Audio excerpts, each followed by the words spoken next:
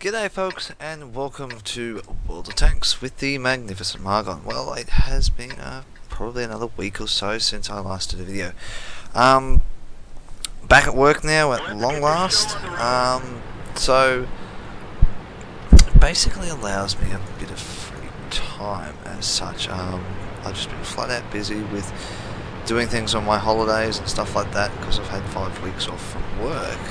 It's basically come time to settle down again and get back into the routine of normalization. Now here we are on Windstorm. Now I have played Windstorm and probably showed quite a few different variations of Windstorm over the course of time. I've found different positions for different tanks to actually go hold down and protect this particular flank on the north. I never have any luck in the city, never have. Recently though, I have found my sweet spot in the medium tanks. Now, despite the fact that Type 62 has beaten me to the hill, I'm pretty confident. Now, recently I have not upgraded this gun. This gun is still pretty well the stock gun you get when you get up to the Type 61. I do have now, after this battle, I actually unlocked the top gun at long last, and oh my god, it is amazing. I have got a few battles I got a battle that I'm really happy with, but the great thing about this gun is its rate of fire. A lot of people sort of underestimate, like the penetration is good. It is actually surprisingly good, and I have no idea why I suck so badly in the far out. The STA, hang on. STA1, there we go, sorry. I was thinking of the STB1. But, look at that. Borsig, not even facing my way, took full advantage of it, came in the hill, fired one shot into him, and pulled back up the hill. Hello, Type 62. Straight through the side of him, and I also did do an auto aim there, because I know that the gun depression of this tank is amazing. So if I can do things on the move and not have to actually aim properly, it works. So I just have to get my tank up, and it's, of course, at the angle I'm at, the 62 has to come right over like that to actually hit me. I don't have to go over. I'm being a bit careful at the moment, purely because I only have to spot this guy, and I don't have to worry about him too much. The Borsig, however, flanking around me, I do have to pay attention to and be concerned about. I don't want that to happen. Oh look, there's that 62 again. Pull back, but see, I've got guys shooting at him, so it's not a problem. I don't have to worry about him. He is not a threat. This is the great thing about this side of the map. Unfortunately, I did doink a few shots now. I did sort of take a few rush pot shots because I didn't know if the 62 was going to rush me or not on that WZ 131. But I did eventually get to hit him. He is still trying to get me to this Type 62. Here we go. This is the third shot. I get on him. I take a bit more time. I don't feel the pressure, and I get him.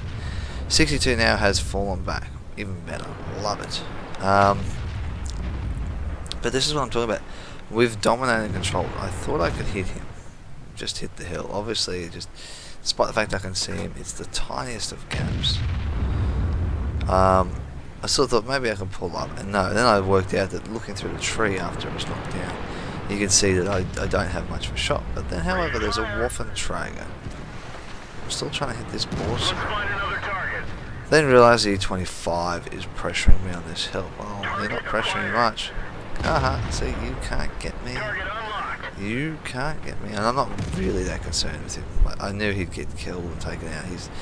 I've got people all around him because we have dominated this side. Pull down. Take an auto shot into the Borsig. As you can see, I'm using auto shot a hell of a lot. The only reason why I'm using it is because I know on certain tanks it comes in handy, and it aims for generally the direct center of the body. Now I knew I could wear one shot from the Waffenträger, and I know my rate of fire is going to outmatch him any day of the week, so I wasn't terribly concerned. And that is the key. Now guys, I can't stress this more than enough. When it comes to this tank and this map, ooh, they go this way. This hill is pretty well key. From here, you can see up that way as far as the eye can see. So the enemy getting up here and taking control will always be very successful. However, if you can be a medium tank or a light tank and be very aggressive on this hill and keep the enemy back, there is actually a stronger chance that you'll be able to hold an entire force back from actually running over you, because these guys will not push around the corner knowing that they're being spotted, allowing your forces to move up closer. Once they have got the full attention, you can actually utilize the hill, and generally you can actually, if I get this camera sitting in the right position, sit up here quite nicely, snipe down at these guys and pull the whole attention. They will turn their turrets your way, these guys will then pull around while you're pulling back and shoot them as well. So it is a very key position on this map. I find battles are very much dictated from what happens in the north. It's about taking control of the north. The north is probably one of the key factors. I have won so many maps by controlling that hill and controlling this corner that I care to count at the moment. But at the same token, earlier today when I was playing on my T30, if I get all the way across the map here, but what I'm talking about, I actually didn't quite make it far enough, and I knew I wasn't going to get there. I actually sat all the way up here, okay? I was up here. I did not even make it to where that T30 is. Purely because I spotted someone at the top of the hill here.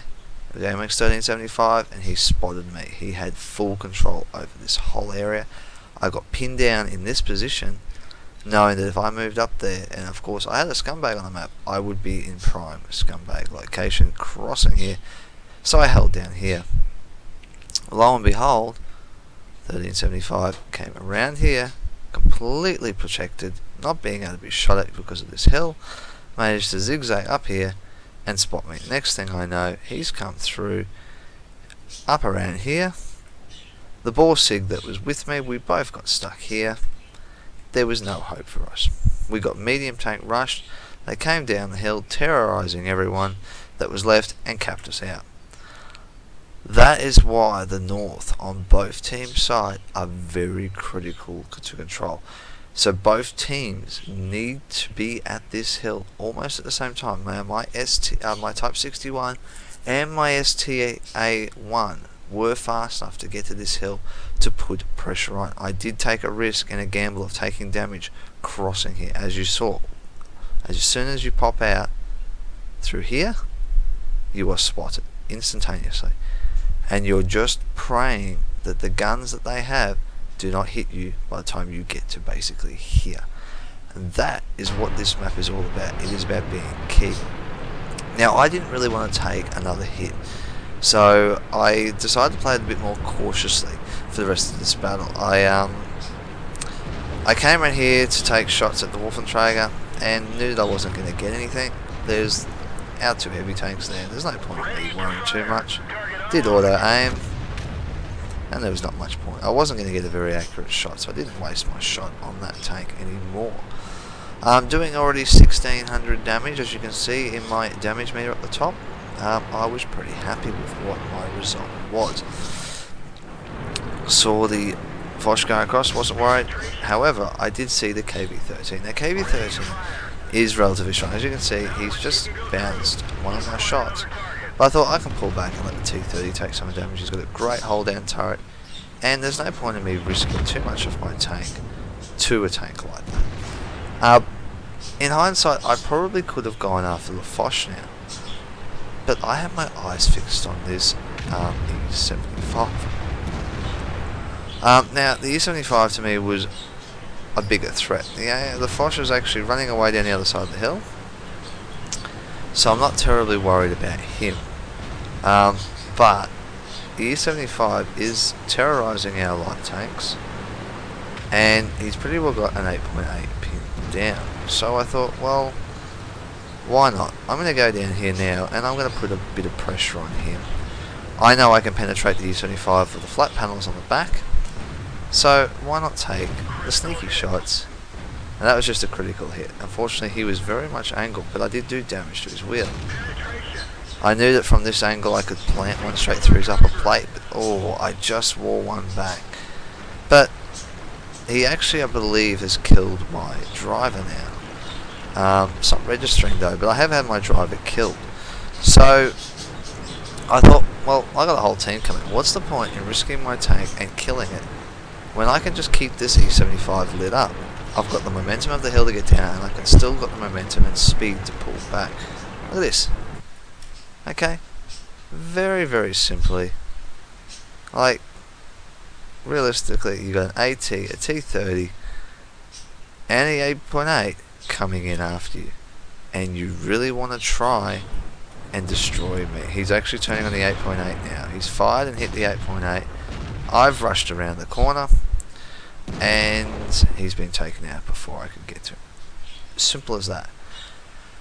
2,100 damage. I was pretty impressed with this battle. The STA, the Type 61 has been an amazing tank ever since I got it, and this was the final battle that I actually played with this gun. I have now got the top gun, the tier 10 gun that you get for this tank, the same gun that you actually get on the STB, and it is incredible. The grind to get both these equipments, both the turret and the gun. As you can see, this gun only has penetration of 218, average damage of 240, but it's not too shabby. You get an upgrade. You go up to, I think it's a penetration of 270. Don't rely on me on that one too much. I really can't remember off the top of my head. Not 270, probably sorry, that's probably about, that's wrong. It's about 250 mils, but you get APCR. Instead of getting armor piercing, you actually get APCR as standard rounds. Oh my god, that is incredible. You're pretty well auto killing anything that comes your way, and that is the beauty of having the top gun. I have done so much more damage. I've got a beautiful battle I'm going to share with you that I played the other day. It was actually for a mission. I was doing it for the new missions, campaign missions that Wargaming has released for us, and I must admit I couldn't play for the first day it came out because it was just out of whack. Everyone was playing tanks all over the place trying to unlock and complete the missions. The only problem is, because everyone was playing the same tanks, no one was playing any of the harder tanks. So of course I was playing in my TDs and my medium tanks when most people were playing in their heavy tanks, which means I couldn't complete most of the missions. But at the same time, I was given the opportunities to the heavy tanks to actually complete some of their missions. So I was chopping and changing and playing in a lot of low tiers like the KV2. I've got another KV2 battle coming up this week for you guys. It's actually quite amusing because it's a battle where Kaz and I were trying to complete a mission on it, and we were cheering. And if you guys get to watch that video, you will laugh. You'll be like, why is a KV2 stopping and doing what they're doing? It is not meant to be done in a KV2. But I'll save that for another video. But anyway, this was the last battle with that gun. I might, either tomorrow or the next few days, bring out the next gun on the Type 61 and share it with you. But outside of that, guys, happy hunting. I'll catch you on those battlefields.